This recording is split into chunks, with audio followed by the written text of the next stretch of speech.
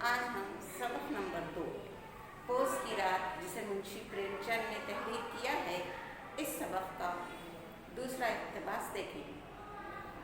प्यारे बच्चों, हमने पहले इक़्तिबास में देखा कि शहना यानी लगान वसूल करने वाला हल्कू के घर आता है और लगान के पैसे मांगता है। हल्कू की बीवी ने एक एक पैसा करके 3 रुपये कंबल की खातिर जमा किए हैं, लेकिन हल्कू वही पैसे शहना को दे देता है। तो अब उसके पास कंबल खरीदने के लिए पैसे नहीं रहते। बीवी बहुत मना करती है, लेकिन हल्कू नहीं मानता। वो सोचता है कि शहना के पैसे देकर अपनी जान इस मुसीबत से छुड़ा ली जाए।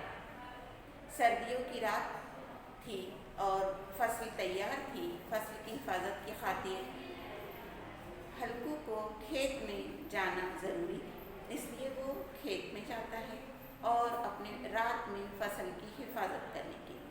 तो कुत्ता जबरा भी उसके साथ होता है। दोनों सर्दी की रात में खेत में बैठे होते हैं तब और कोई तदबीर सोचते हैं कि किसी तरह सर्दी से बचा जाए। तो हल्कू चिल्लम जलाकर कुछ सर्दी को दूर करने की कोशिश करता है और जबरा को भी अपने पास बुला लेता है। दोनों बैठे होते हैं। उसी वक्त कुछ आहट सुनाई देती है।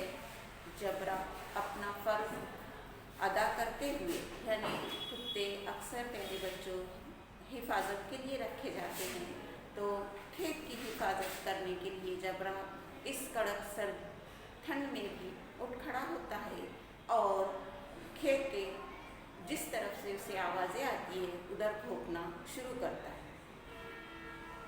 हल्कू उसे अपने पास बुलाता है, लेकिन जबरा अपना फ़र्ज़ निभाने की खातिर खेत के जिस तरफ से उसे आवाज़ आती है उधर दौड़ पड़ता है। अब हम दूसरे हिस्से में देखेंगे।